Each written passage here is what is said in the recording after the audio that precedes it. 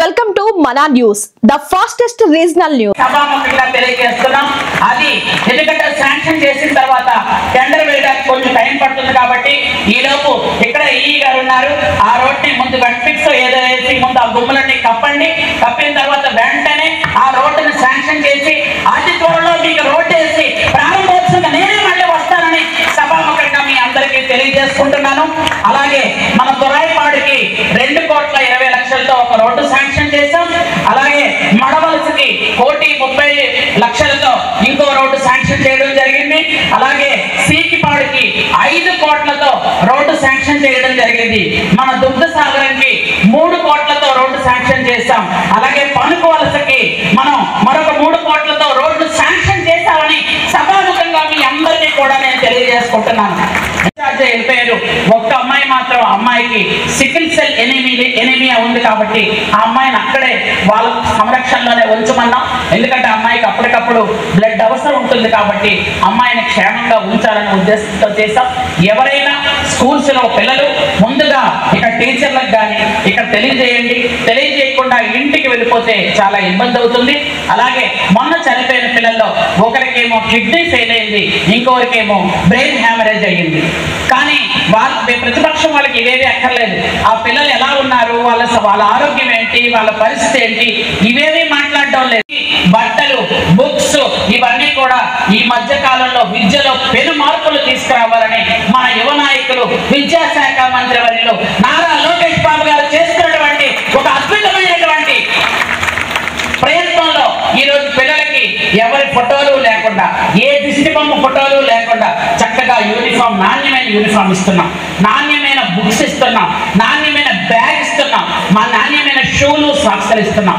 పిల్లలకి వెంటనే పూర్వం బ్యాగులు పట్టుకోగానే బుక్స్ అన్ని పట్టుకొని బ్యాగ్ పట్టుకుంటే వీళ్ళు బ్యాగ్ తాడు మాత్రం వీళ్ళ చేతిలో ఉండేది, కింద బుక్స్ ఉండేది, అలా చెడిపోతుండేవి. అలాగే యూనిఫామ్స్ నాణ్యత లేకుండా ఉండేవి. ఈ రోజు అలా కాదు. కరోనా సీజన్లో తల్లిదండ్రులు ముఖ్యంగా అవగాహన కలిగి ఉండాలి. పాఠశాలలో విద్యార్థులకు తగు జాగ్రత్తలు తీసుకునే విధంగా. నమస్కారం. ఈరోజు మనందరికీ ఎంతో ఇష్టమైన ఈ కొత్తవలస స్కూల్కి నూతనంగా బిల్డింగ్స్ ఏర్పాటు చేసుకోవడానికి ఈరోజు ప్రభుత్వం నుంచి గౌరవ ముఖ్యమంత్రి వర్యులు నారా చంద్రబాబు నాయుడు గారు 5,72,00,000 శాంక్షన్ చేసినందుకు ముందుగా మనందరం కూడా కృతజ్ఞతలు తెలియజేసుకోవాలి. ఈ కార్యక్రమానికి, ఈ మంచి శంకుస్థాపన కార్యక్రమానికి పోయారు అంటున్నారు. అంటే వాళ్ళు అసలు ఎంత దారుణంగా ఆలోచిస్తున్నారు అని అంటే, పిల్లలకి 4 నెలల నుంచో 5 నెలల నుంచో 6 నెలల నుంచో కిడ్నీ వ్యాధితో బాధపడుతున్న పిల్లలకి అప్పటికప్పుడు జ్వరం చనిపోతారా?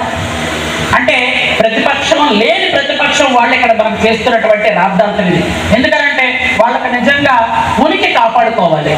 ఒక హాస్పిటల్లో జాయిన్ చేయగానే ఇదిగోండి హాస్పిటల్లో ఎంతమంది ఉన్నారు, మరి పిహెచ్సి హాస్పిటల్లో డాక్టర్లు స్ట్రైక్ చేస్తున్నారు, మరి సిహెచ్సికి రాకుండా ఎక్కడికి వస్తారు చెప్పండి? మరి మన పార్వతీపురం మెయిన్ హాస్పిటల్కి వెళ్ళకుండా ఎక్కడికి వెళ్తారు? బాగులేదు. వాళ్ళకి బాగులేనప్పుడు మేము వీళ్ళ కప్పిపుచ్చుకో, వాళ్ళలాగా పిల్లలకు బాగున్నా బాగాలేకపోయినా స్కూల్లో ఉంచి, బాగున్నా బాగాలేకపోయినా ఇంట్లోకి పంపించేసి తల్లిదండ్రులు పిలిపించి ఇంటికి పంపించే పరిస్థితి లేదు. ఇక్కడ మా టీచర్లు కన్న తల్లిదండ్రులలాగా టీచర్లు, వార్డెన్లు అందరూ కష్టపడి మేము కూడా ఒక్కొక్క స్కూల్కి కూడా ఎక్కడెక్కడ గురుకులాలు ఉన్నాయో గురుకులాలు అందరికీ కూడా ఏఎంఎంలు వేసాం. ఆశ్రమ్ స్కూల్స్ చాలా ఎక్కువ ఉన్నాయి. మీ అందరికీ కూడా తెలుసు గురుకులాలు అంటే 199 ఉన్నాయి. మనం ఇంటిలోని వాతావరణం, అలాగే చుట్టుపక్కల వాతావరణం అన్నిటినీ కూడా వాటి పట్ల అవగాహన కలిగి ఉండి, ముఖ్యంగా ఆరు బయట విసర్జన అనేటువంటి దాన్ని మనం లేకుండా చూడాలి. ప్రతి గ్రామంలో కూడా ఖచ్చితంగా టాయిలెట్లు వాడాలి. చేతులు హాస్టల్స్ కి పంపిస్తున్నాం. ఇంత పూర్వం ఎవరికి తిన్న పిల్లలు కూడా చక్కగా భోజనం చేస్తున్నారని, అలాగే క్యారేజీలు తెచ్చుకున్న టీచర్లు కూడా ఇక్కడే భోజనం చేస్తున్నారని తెలిసి చాలా సంతోషపడ్డాం. ఎందుకంటే ఇది అందరికీ కావాలి. అందరూ కూడా చక్కగా భోజనం మెను మారితే పిల్లలందరికీ ఆరోగ్యం బాగుంటుంది, వాళ్ళందరూ కూడా ఉల్లాసంగా ఉత్సాహంగా ఉండి చక్కగా చదువుకోగలుగుతారని ఇవన్నీ కార్యక్రమాలు చేస్తున్నాం. ముఖ్యంగా మీ అందరికీ కూడా తెలుసు, మనం ఈ మధ్య కాలంలో మనం కొన్ని దాదాపుగా 45 స్కూల్స్ కి కొత్త బిల్డింగ్లు ఇస్తున్నాం. అన్ని కేవలం మన రాష్ట్రంలో ఉన్నటువంటి గిరిజన సంక్షేమ శాఖ ద్వారా ఉన్నటువంటి 45 స్కూల్స్ కి కొత్త బిల్డింగ్లు ఇస్తున్నాం. వాటికి అంటే 185 కోట్లు ఇస్తున్నాం.